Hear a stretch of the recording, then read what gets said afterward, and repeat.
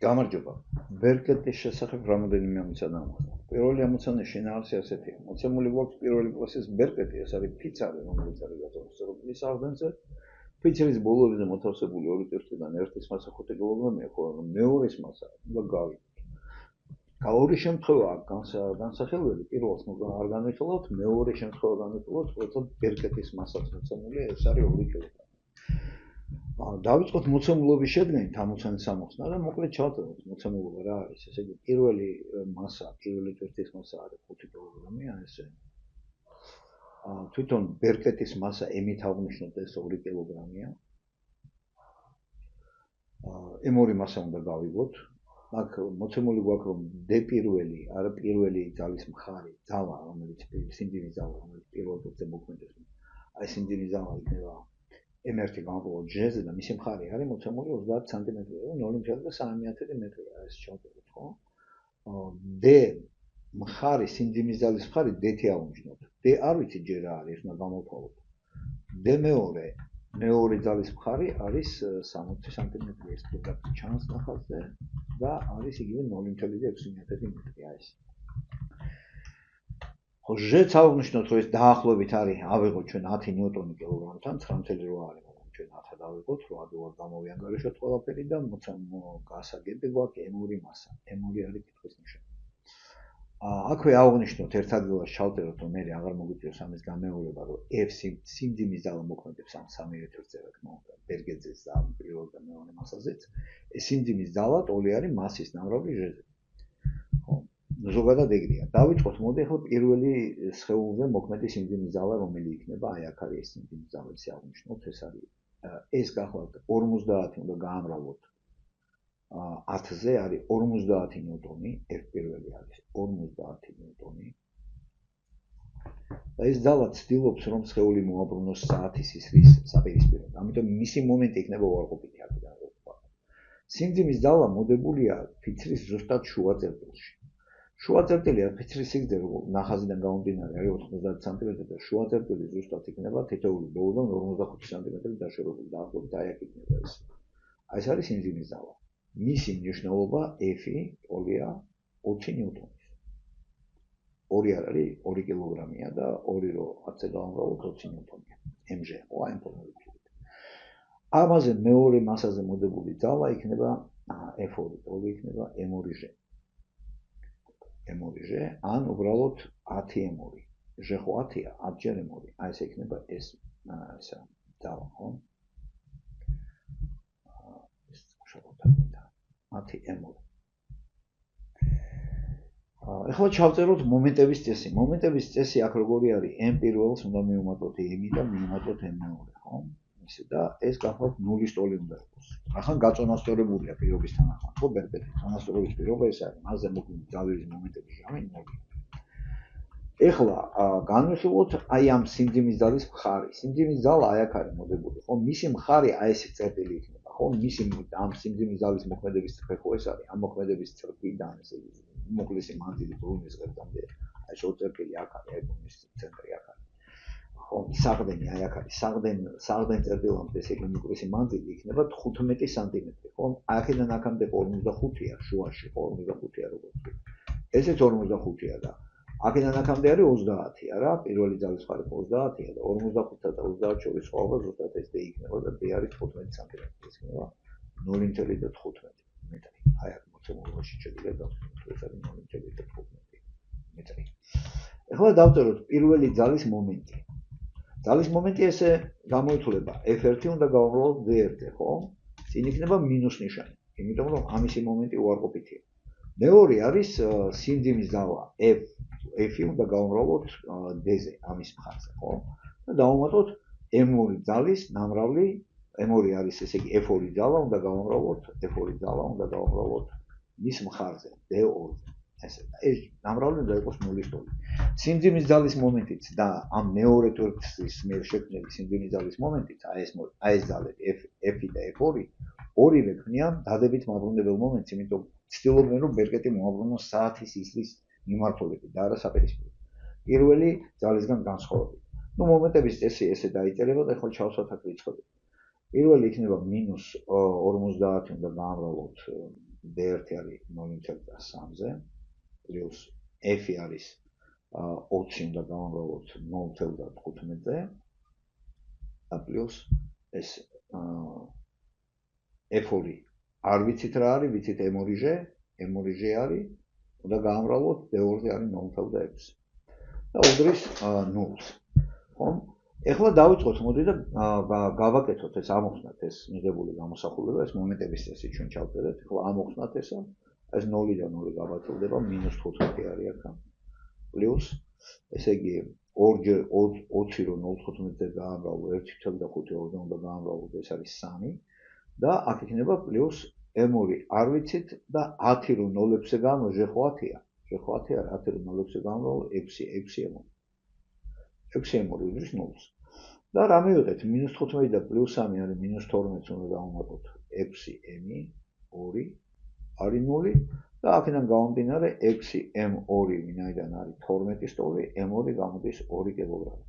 ხომ, აი ესე იხსნება ეს პირველი ამოცანა. ახლა კი მეოთხე ამოცანა ამოხსნათ კлауდ ბერკეტის ტრანსფერობის პირობის გამოყენებით და ეს ამოცანა ესეთია. ორეთ აქ მოცემულია ატრაქციონი აიწონა, ბოლოებზე შეხედავ 25 და 40 კილოგრამი მასის ბავშვების, სადაც საღდენი წერტილი ფიცრავს, თუ ის გაწონასწორებულია ჰორიზონტალურ მდგომარეობაში და ფიცრის მასაა მოცემული 10 კილოგრამი, ხოლო სიგრძე 2 მეტრია.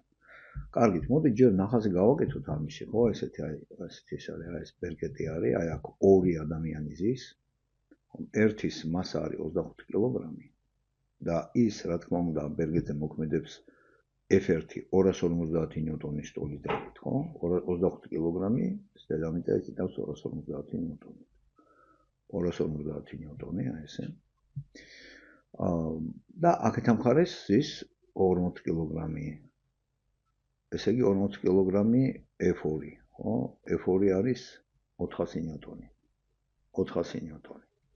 ბერკეტს აქვს სიმძიმის ცენტრი, აი აქ არის სიმძიმის ცენტრი, რა თქმა უნდა, და ამ სიმძიმის ცენტრზე მოქმედებს მისი სიმძიმის ძალა, F-ით აღვნიშნოთ ეს და ეს არის 100 ნიუტონი, 10 კილოგრამია ბერკეტი. 100 ნიუტონი. სად იქნება ამას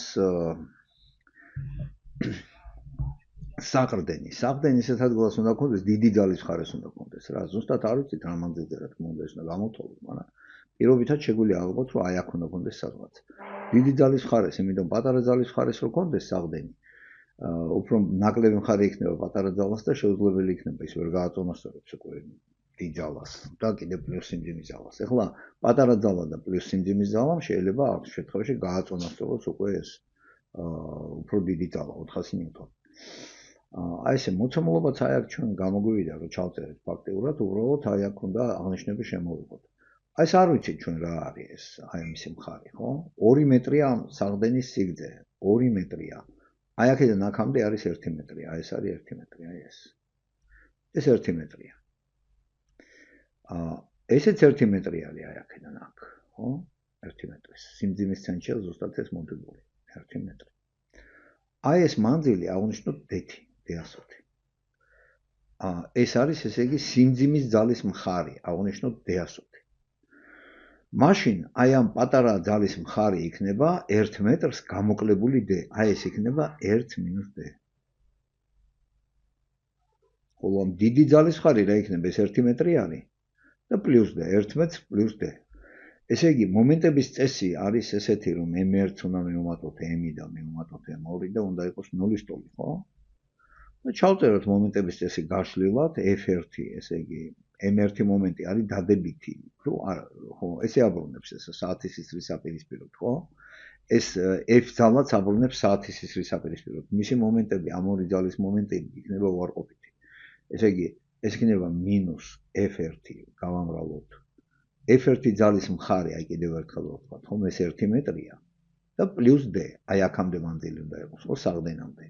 ესე იგი 1 პლუს D. ამას უნდა გამოვაკლოთ, მინუსი არის აქ ახლა, იმიტომ რომ მეორე ძალის მხარიც, ან სიმძიმის ძალის მხარიც უარყოფითია, სიმძიმის ძალის მომენტიც ბოდიში უარყოფითია. და ეს იქნება F-ი, ანუ F-ი გავამრავლოთ D-ზე, ისე მხარი D-ი გვაქვს აღნიშნული და ეს უკვე მე F2 ძალის მხარე არის უკვე დადებითი, ძალის მომენტი არის დადებითი, ძალის მომენტი ის ცდილობს ამ დაიწონოს მოbrunებას უკვე საათის სისხლის მიმართულებით, ეს ძალა, ხო? ეს F2 ძალა, ამიტომ მისი მომენტი დადებითია და ეს იქნება პლუს, ესე იგი F2 გამომრავლოთ 1 - d-ზე. მისი მხარე არის 1 - d. ჩვენი აღწერისთან ახლოს. ეს შეგვიძლია გადავამოწმოთ ეს მართლაც ესეა, ეს აბრუნებს საათის სისხლის საპირისპიროდ, ესეც საათის სისხლის საპირისპიროდ, მათი მომენტები 0-ზე ნაკლებია, უარყოფითია, ხოლო ეს მისი მომენტი F2 ძალის მომენტი დადებითია. ეს ჯამია, მომენტების ჯამი, უნდა იყოს 0-ის ტოლი, ესეთია წონასწორობის პირობა, მომენტების წესი. ახლა მოდი ჩავსვათ რიცხვები. მინუსით დავიწყოთ, F1 არის 250, - 250, 1 + d. განტოლებას მივიღებ d-ს მიმართ, ხო? მინუს F არის 100, d და პლუს 400, 1 - d. უდრის 0-ს. გავხსნათ ფრჩხილები -250, -250d, -100d, პლუს 400 და -400d. ეს უდრის 0-ს და შევაერთოთ ახლა ერთგვაროვანი წევრები, -50 და +400 იქნება 150 პლუსით, ხო? 150 და -250 და -100 არის -350, -400 არის -750d, -750d. ეს არის 0-ის ტოლი. აქედან გამომდინარე, ესე იგი 750d არის 150-ის ტოლი, ხო? ესე რომ ჩავწეროთ, ესე შეგვიძლია ჩავწეროთ, რა თქმა უნდა, ეს ნოლები წაიშალა, შევიკვეცა და d ტოლია 15 შეფარდებული 75-თან. 15, 75d. ეს 15 და 75 შეიკვეცება, როგორც 1/5-დია, ხო? d გამოვა 1/5 მეტრი. 1/5 მეტრი იგივე 20 სანტიმეტრია. ანუ, ხო, 0,2 მეტრი იგივე 20 სანტიმეტრი. ეს 20 სანტიმეტრი. მარშალსადამე ეს d, ესე იგი, ეს d, რომელიც ჩვენ აღვნიშნეთ სიმძიმის ძალის მხარე, არის 20 სანტიმეტრი. ხომ, ესე იგი, საყრდენი უნდა იყოს მოთავსებული შუა წერტილიდან, ან 20 სანტიმეტრით დაშორებით მარჯვნივ, ან მარჯვენა ბოლოდან ეს უნდა იყოს მაშინ 80 სანტიმეტრი, ხოლო მარცხენა ბოლოდან უნდა იყოს 120 სანტიმეტრი. მარჯვენა ბოლოდან 80, მარცხენა ბოლოდან 120. ეს არის ამისი პასუხი.